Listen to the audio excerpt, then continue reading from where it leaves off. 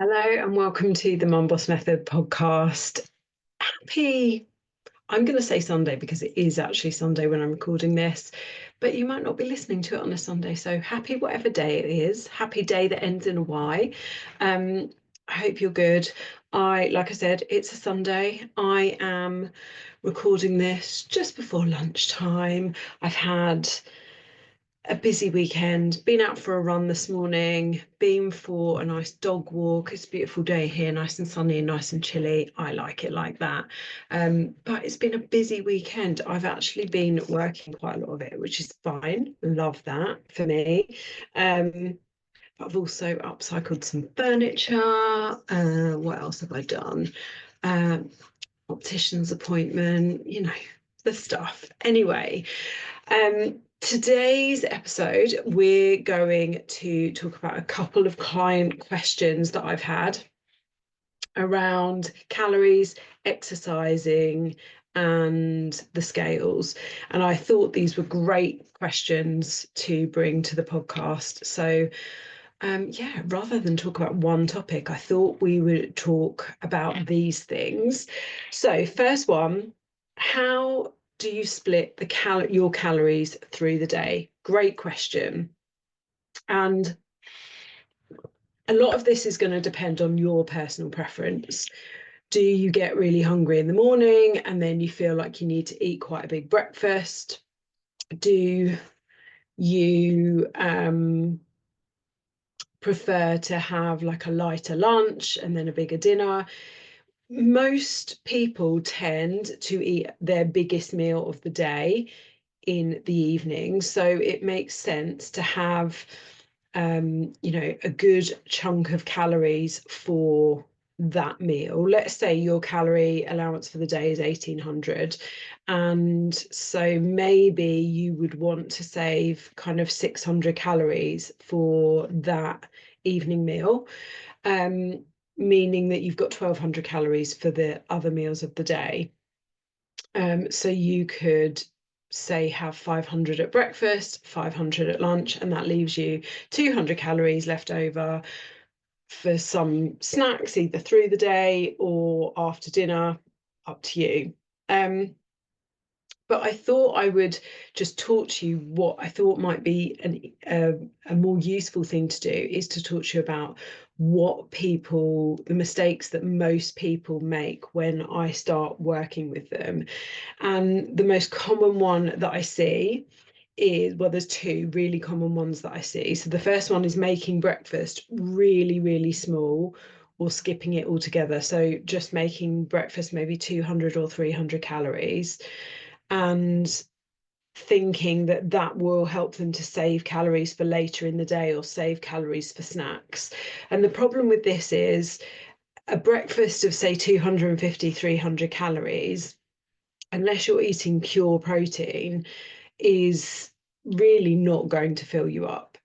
And then maybe you'll have like a 400-calorie lunch and then it gets to mid-afternoon and you're starving because so far in the day you've only had about 700 calories of a 1800 calorie allowance, for example. And then you get to dinner and you're so hungry that you can't, you overeat and you tell yourself it's okay because you've eaten really lightly during the day, but you end up overeating. That's a really common thing that I see. The other really common thing that I see connected to that is I'll just eat, 250 calories for breakfast, 350 calories for lunch, and then maybe 450 calories for dinner. So I've really challenged myself. So that's 800, so like 1050 calories, and then use 750 calories on snacks. So you're using nearly as many calories on snacks as you are on your main meals, and you wonder why you're hungry, why you don't feel satisfied and full, and you're always just grazing. And that's because you're never giving yourself a main meal. And also a lot of the snacks that I see women eating are snacks that aren't particularly high in protein. And unless you've been living under a rock, and you've been listening to this podcast for a while, you've been following me for a while, or hopefully any decent nutrition coach, you will know how important protein is. So if you're only getting protein in your main meals, and that main meal those main meals only add up to 1,000 calories, and then the rest of your 800 for the day is made up of things like rice cakes or fiber one bars, or all of those what I call diet foods that really don't carry any or much nutritional value, barely any protein, you're not going to be able to hit your nutrition goals. You're not going to be able to hit that protein goal. And protein is so important, not just for keeping you feeling full and satisfied, but also for maintaining your muscle mass, healing, just living. Protein is so important. So if you think about and you don't even need to be counting calories to know that you're doing this. If you look at your breakfast and lunch and they're really small, and then dinner's, a pretty average size, but then you're snacking on 5, 6, 7, 8, 9, 10 snacks through the day, it's no wonder you are probably overeating. So I would recommend that you divide the majority of your calorie allowance between your 3 main meals of the day, and then you save some for snacks. This is how I split my calories at the moment, and I find this really useful because my day tends to start anywhere from 5 a.m. So I actually split mine between 4 meals of the day. So I will have breakfast, lunch, and dinner, and I'll also have quite a decent snack like Greek yogurt, berries, protein powder. So it's, a good 300-calorie snack, rather than having 3 100-calorie snacks or 6 50-calorie snacks. So I'm kind of having 4 meals in the day. I also tend to not eat my breakfast until about 9 a.m. So I'm having, and if I'm training early, I'll have like a little snack just to keep me going through that training. But I will have my breakfast. I don't have a morning snack. I have my lunch. And then depending on what time dinner's going to be and how I'm feeling, I'll either have my snack mid-afternoon, or I have dinner and then I have my snack as like my pudding after dinner. That's the majority of the time, it's my pudding after dinner, and I tend not to snack during the day. We're a little bit obsessed with snacking. Like we like to have snacks, and I get it, snacking is fun, grazing is fun, it's all, lovely.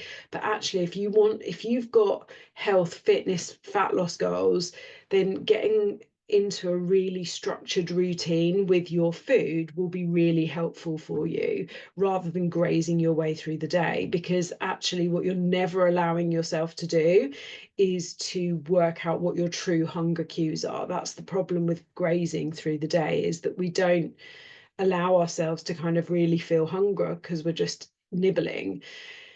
And it's okay to feel hunger, 3 to 4 hours after eating. That's normal. So I have my breakfast at about 9, and then I'll have my lunch at 12:30, 1 o'clock.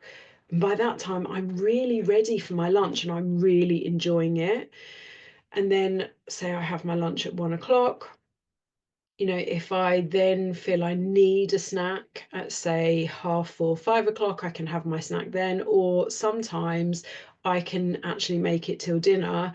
We have dinner at 6 here, and then I'll have that pudding, if you like, that pudding snack at about 7 o'clock. So, it's normal for you to feel hungry between meals, and it's normal for you to eat every 3 to 4 hours. But if you're just constantly grazing, you're never going to feel that hunger and recognize that hunger, and also like give it a try. Because the amount of clients who I get them to kind of regulate their eating patterns a bit more, they just enjoy their meals so much more if they're allowing themselves to get a little bit hungry. We're so frightened of hunger.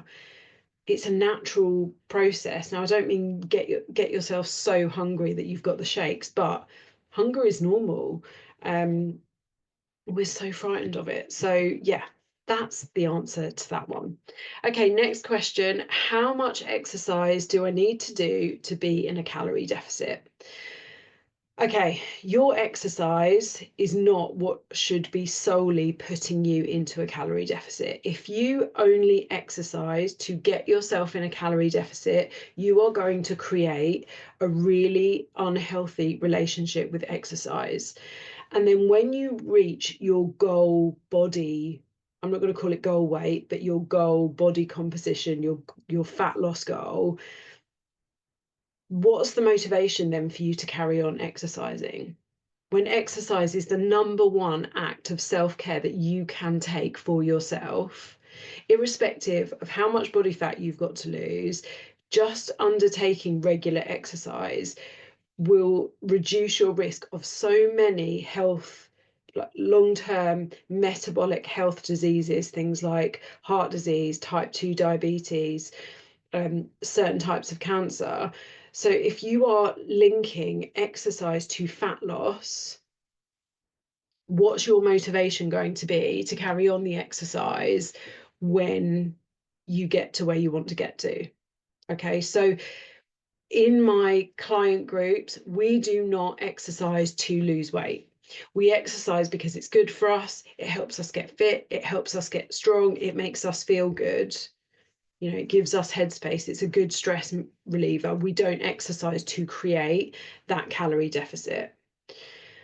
What I do recommend that you do, though, is think about how much you're moving generally. So, are you barely taking any steps at all through the day? If that's the case, then how can you increase your steps? So I want you to really think about that. This is why I give my clients a step target, because actually the most impact you can have on your, let's call it calorie burn, but really it's energy expenditure. You know, the scientific term is energy expenditure. But the most, I don't like saying calorie burn because then we think about exercise as a way of burning calories, and I'm trying to change your mindset on that. So the best way you can increase your energy expenditure is by being more generally active, by trying not to be sat down at a desk all the time. And even if you might be saying now on, you know, in response to that, but Chrissy, my job is sat down at a desk all day. And hey, listen, I get you. I'm here for it. I understand. My job involves a lot of sitting down as well, despite the fact that, yes, I'm a health fitness coach. That doesn't mean I'm on my feet all the time. I sit down for my job the majority of the day. So I know that it is really hard to step away from the desk and force yourself to move about. But the best way of you increasing that energy expenditure is to get more steps in, get more general movement in, find ways of just, you know, making that part of your day. One of my clients, Jess, has just returned to work after maternity leave, and she is really finding getting her steps in really difficult now that she's back at a desk all the time. And she was really struggling with this for the first couple of weeks of January, and then the last week or so it's really clicked to her, and she said things like, I'm not taking shortcuts anymore. Even the smallest thing, like rather than go left around a van, I'm giving you the example that she gave, and I know that if you're listening you can't see me, but let's say you need to walk around a van, and going the left way is the short way and the right way is the long way. She goes the long way, right? Even, and you might think, well, what does 5 extra steps make? You know, those little bits of extra steps every day make a huge difference. They have a compounding effect. So looking for, how can I not take the shortcut all the time? Can I park a bit further away from the door of the shop that I'm going into? You know, can I, if it's possible for you, can you take a meeting on the phone walking? You know, rather than if you're sitting downstairs in your living room and you need a wee, rather than going downstairs to the toilet. If you've got a downstairs toilet, go upstairs to the toilet and use the toilet upstairs, so you're getting those steps. While the kettle's boiling, do some squats or have a little walk around the downstairs of your house. Get those steps up, okay? So that's going to help increase your energy expenditure. When you work with me, the way that we create your calorie deficit is by increasing your energy expenditure and slightly decreasing your food. And what that creates is that calorie deficit by kind of hitting both ends of the scale. So it's really, really dangerous to just use exercise as your method of creating a calorie deficit. The other thing that I was going to say is we are far too reliant on our smartwatches. I've just pointed at my Apple Watch for those of you watching. Sorry for those of you listening. We are far too reliant on devices and watches and things like that. That your watches are great, and your devices, I know a couple of my clients have pedometers, they're great for measuring how many steps you've taken. You know, my Apple Watch measures how many hours out of the day I've been standing for. Let's have a look. Let's have a look where I am with that one. Can't find it. 6 out of 12 hours of the day. That doesn't mean I've stood for 6 hours. It means I've been that measures that I've been active at least once in each hour that I've been awake for. So they're great for those things. But if you are relying on the calorie burn that your watch gives you, you are going to be really setting yourself up to fail. And what I mean by that is often people look at, oh, look, my watch says I've burnt 2,500 calories today. I can have an extra snack. I'll go and have a twirl.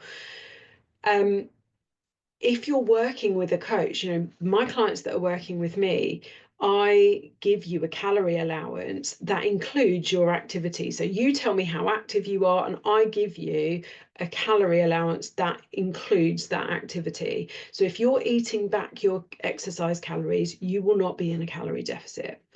Plus the fact our watches are not accurate with the amount of calories that we burn, you know, during the day and when we're doing an activity. In the past, when I first got my Apple Watch, I wore my Apple Watch in one hand, my Garmin watch on the other. What else did I have? Oh, I had something else. I think I had a Fitbit. And at the end of the day, the calories between the three of, and my phone, the calories between the three of them, four of them, were wildly different. The steps were different. Each of, you know, the activities that I'd done, the calorie burn were completely different. So don't use your watch or your device as a way of telling whether you're in a calorie deficit or not.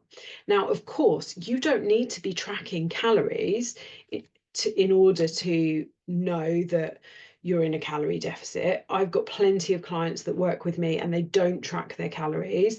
They you know, work on portion sizes, they work on you know, prioritizing protein and things.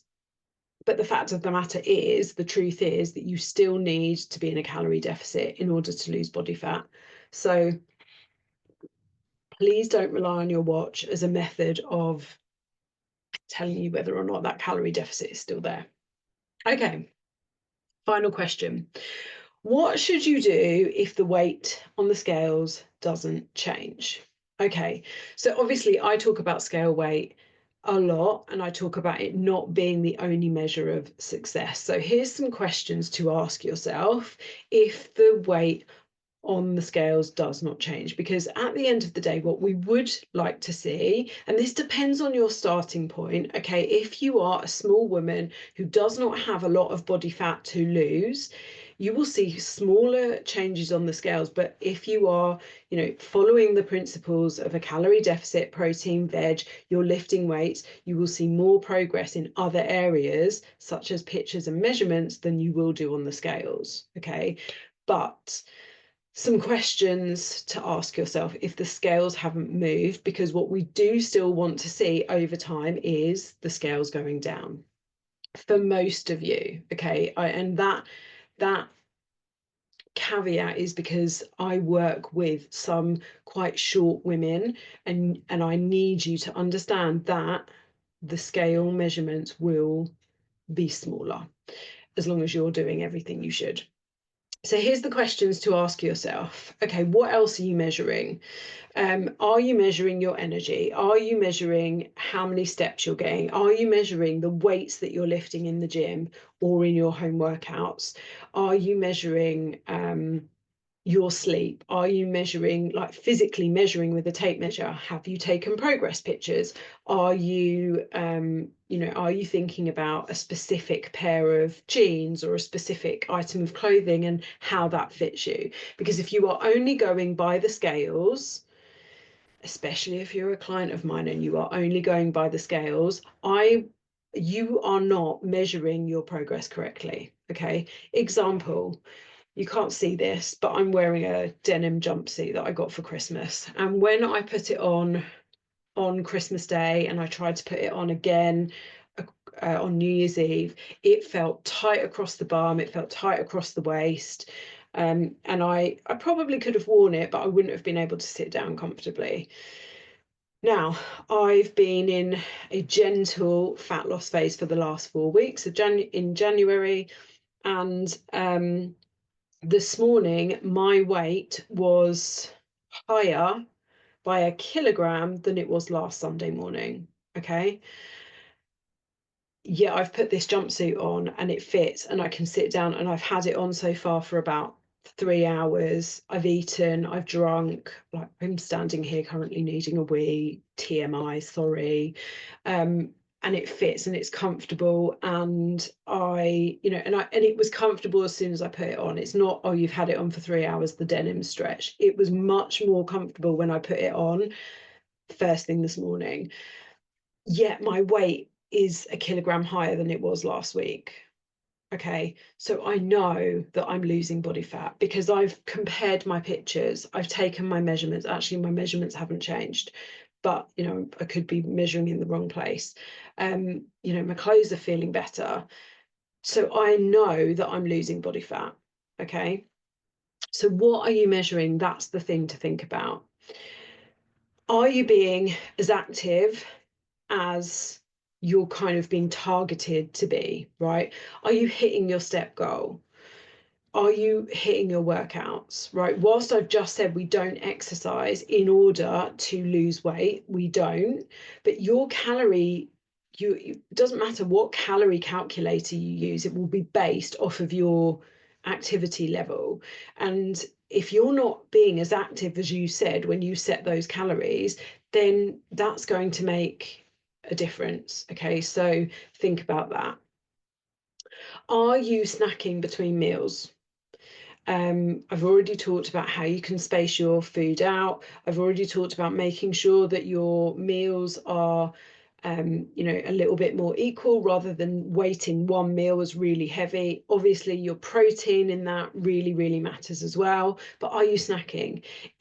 Are there those BLTs slipping in? And by that, I don't mean a bacon, lettuce, and tomato. I mean little bites, licks, and tastes. Okay, a little bit of this here, a little bit of that there.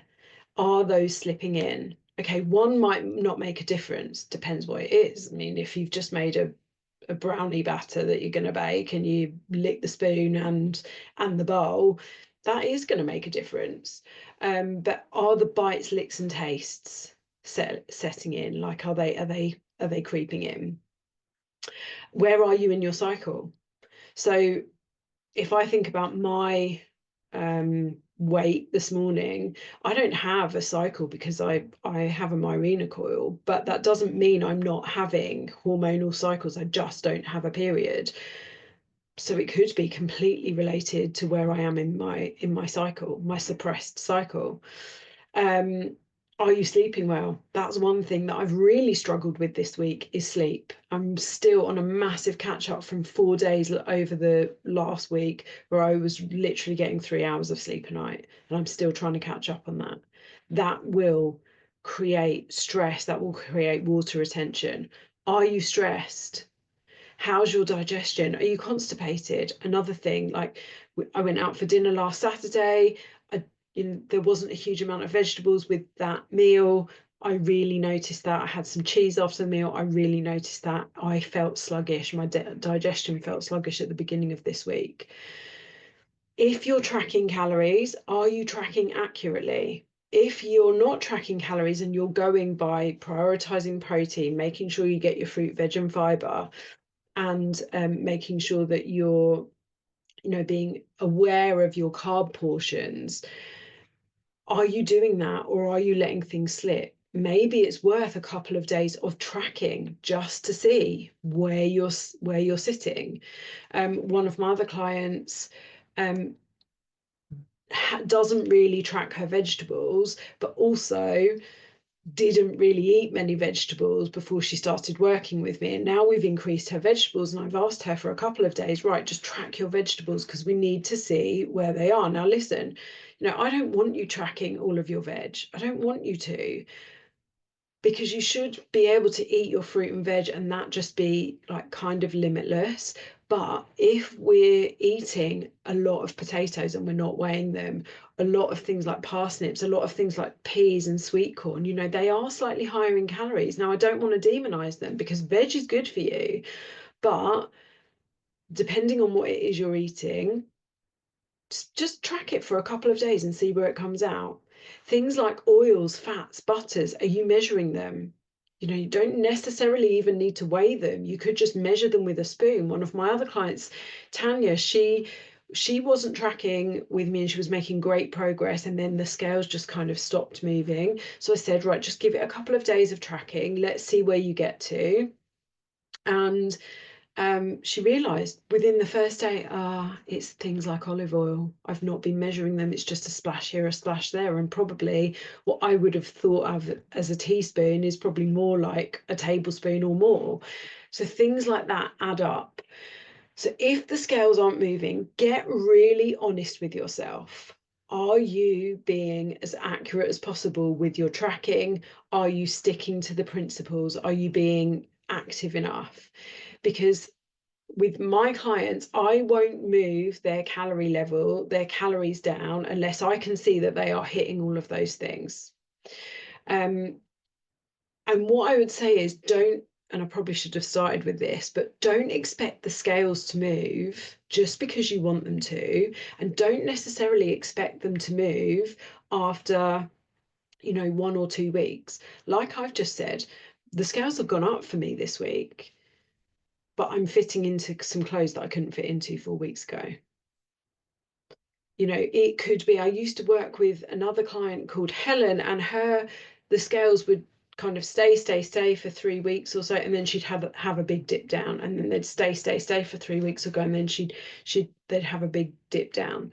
Remember, that scale weight completely, that includes everything that's in your body: undigested food, water, your blood, your organs, all of that stuff. So wanting the scales to go down just because you want them to, we can't control everything that's going on in your body.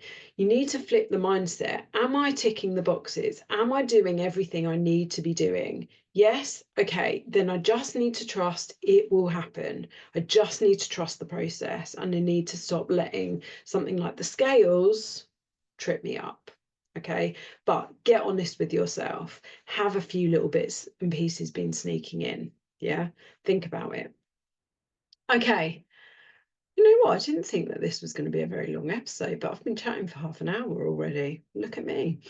Right. I hope that those 3 questions and my answers to them helped you. A little bit of practical advice here. So have an awesome, awesome rest of your week. Thank you for tuning in. I'll be back next week where I'm going to talk a bit more about identity, which is a fascinating topic that I just love talking about. Have a good week.